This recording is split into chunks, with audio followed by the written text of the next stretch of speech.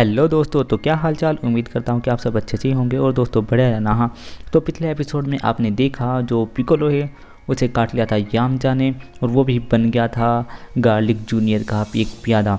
जो गोहान और क्रीन थे वो पहुँच गए थे कामी प्लेस पे। तो अब आगे तो जो इस वाले एपिसोड का नाम होने वाला है फाइट विद पिकोलो होते हैं गार्लिक जूनियर के, वो पिकोलो को भी लेकर आ जाते हैं कामी प्लेस पर, जो कि अटैक करता है। आते ही सार गोहान के ऊपर, गोहान और क्रील लड़ने के लिए तैयार खड़े हो जाते हैं उनके सामने। जो गार्लिक जूनियर है वो चलता हुआ आता है गोहान और क्रील के सामने और आकर खड़ा होता है और गोकू के बारे में कुछ पूछता है और कहता है कि तुम्हारे पापा डरफोक कहाँ गायब हो गया है। कहता है कि मेरे पापा पहली बात तो डरफोक नहीं है, और अगर वो यहाँ होते तो तेरा अभी तक कचुम्बर बन चुका होता। और फिर वो कहता है कि अरे ये सब छोड़ो, अब तुम क्या करोगे, तुम्हारे सारे दोस्त तुम्हारे सारे साथी सब मेरे गुलाम बन चुके हैं, अब तुम क्या करोगे। तभी तो गोहान होता है वो गुस्से में आता है और अपना पावर अप करता है और अटैक कर देता है गार्लिक जूनियर के ऊपर, और गार्लिक जूनियर वहाँ से गायब हो जाता है और साइड में पहुँच जाता है और चलता हुआ जाता है और कहता है कि मैं तुमसे मजे लूँगा, टेंशन की कोई बात नहीं, मैं तुम्हारा खेल देखना चाहूँगा। फिर तभी गार्लिक जूनियर आगे चलता हुआ जाता है तो उसकी गाल में से खून निकलने लगता है, यानी जो गोहान है उसका मुक्का लग गया था गार्लिक जूनियर के मुंह पर। तभी तो गार्लिक जूनियर है वो अपना फ्लैशबैक याद करता है और कहता है कि ये आज तक नहीं बदला, ये बिल्कुल इसी तरह है जैसे उस टाइम था। फिर हमें फ्लैशबैक दिखाया जाता है, जो गार्लिक जूनियर होता है वो एक ब्लैक होल बना के रखता है और अपनी एनर्जी बढ़ाता है, जिसमें गोहान खिंचा हुआ चला आता है। फिर जो गोहान है वो गुस्से में आ जाता है और वो अपना पावर लेवल इतना ज़्यादा बढ़ा लेता है कि जो गार्लिक जूनियर है वही उड़कर उस ब्लैक होल के अंदर चला जाता है, और उसी ब्लैक होल के अंदर 10 साल से फंसा हुआ था गार्लिक जूनियर। फिर हमें प्रेजेंट दिखाया जाता है, जो गोहान है वो अपनी पावर अप करके अटैक करने वाला होता है एक की ब्लास्ट गार्लिक जूनियर के ऊपर। जो गार्लिक जूनियर है अपनी जेब में से एक कांच का टुकड़ा निकाल रहा है जिसके अंदर होते हैं मिस्टर कामनी, और वो कहता है कि क्या अभी तुम अटैक करना चाहोगे। फिर तभी जो गार्लिक जूनियर का एक दोस्त होता है वो आकर अटैक कर देता है गोहान के ऊपर, और गोहान उसे नहीं मारता और वो दूर जाकर गिरता है गोहान। फिर तभी गोहान को बचाने के लिए क्रिल भाग कर आता है तो गार्लिक जूनियर का एक दोस्त उसके ऊपर भी हमला कर देता है और उसे रोक लेता है। फिर जो गोहान है वो उठता है और खड़ा होता है। फिर हमें गार्लिक जूनियर दिखाया जाता है जो पीछे आता है और आकर कामी का जो हाउस होता है उसमें एक अपनी पावर सी बनाता है और वो नीचे से एक चेयर निकल कर आती है और फिर वो उस पर बैठ जाता है और कहता है कि मुझे अब खेल दिखाओ, मुझे भी खेल देखना है। गार्लिक जूनियर का दोस्त होता है वो कहता है कि अच्छा तुम मेरे साथ लड़ क्यों नहीं रहे, लड़ो, अब मैं तुम्हें मार डालूंगा। और फिर जो पिकोलो होता है वो साइड में होता है और उसे गार्लिक जूनियर के एक दोस्त ने पकड़ रखा है और वो कह रहा है कि मुझे छोड़ दो, मतलब कि वो बहुत ही बुरी तरीके से खोखा सिर की तरह चिल्ला रहा है। और फिर हमें वापस से गोहान का सीन दिखाया जाता है, जो वो बंदा होता है गार्लिक जूनियर का दोस्त छोटा सा, वो अटैक कर देता है गोहान के ऊपर, और जैसे क्रीन उसे फिर से बचाने जाता है तो उसका वही दूसरे वाला दोस्त गार्लिक जूनियर का आकर उसे रोक लेता है। जो वो लाल कलर का बंदा होता है जो गोहान को मार रहा होता है वो गोहान के पीछे चला जाता है और पीटने लगता है और कहता है क्या तुम अभी अपनी पावर का यूज़ नहीं करोगे। फिर हमें क्रिलिन दिखाया जाता है, वो कहता है गोहान टेंशन मत लो। जो क्रिलिन होता है उस बंदे के ऊपर अटैक कर देता है, लेकिन वो उसको क्रिलिन का एक भी अटैक नहीं लगता।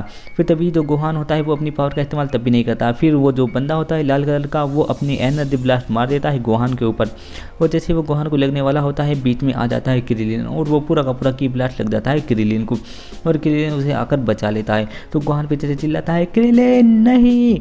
फिर वापस से दूसरा सीन शूट होता है, ये होता है याजुरोबी और मास्टर कोरिन का। जो क्रिलिन की गर्लफ्रेंड है वो वहाँ पर एक्सरसाइज कर रही है, थोड़ी सी अप डाउन आगे पीछे ऊपर नीचे दाएं बाएं इसी टाइप की कुछ। और फिर वो शीशे में अपना चेहरा देखती है और अपने बाल वगैरह से सेट करती है, मतलब भाती है, और आकर कहती है मास्टर कोरिन को कि मुझे भूख लगी है, प्लीज़ मेरे लिए कुछ खाने के लिए ले जाऊँ। और वो एक लड़की होती है, ऊपर से थोड़ी सी खूबसूरत भी होती है, तो वो जो दोनों हैं कोरिन भी और याजुरोबी भी वो ठरकी बन जाते हैं और वो उसकी बात मानकर बहुत स्पीड से आते हैं और कंपटीशन कर खाना बनाने लगते हैं।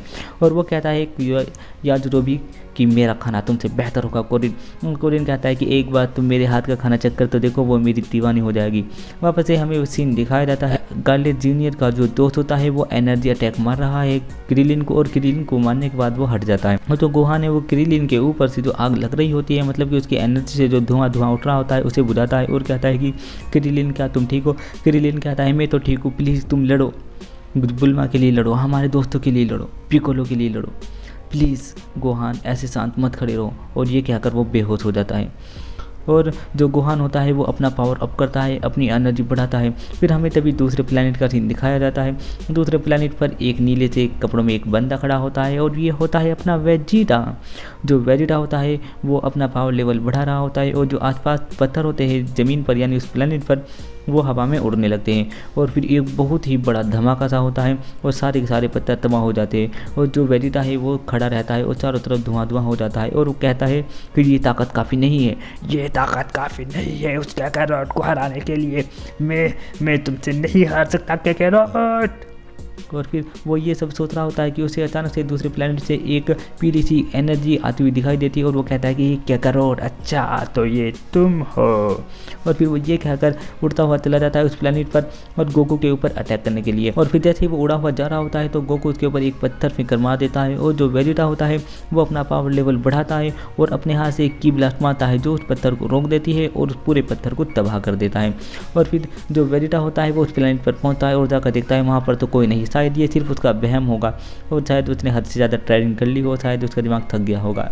और फिर वो ये देखकर थोड़ा खुश हो जाता है कि मैंने कितना मस्त अटैक किया, इस प्लेनेट की तो धज्जियाँ उड़ा दी, मुझे और मेहनत करनी होगी और मुझे बनना होगा एक असली ट्रू सुपर सैयन।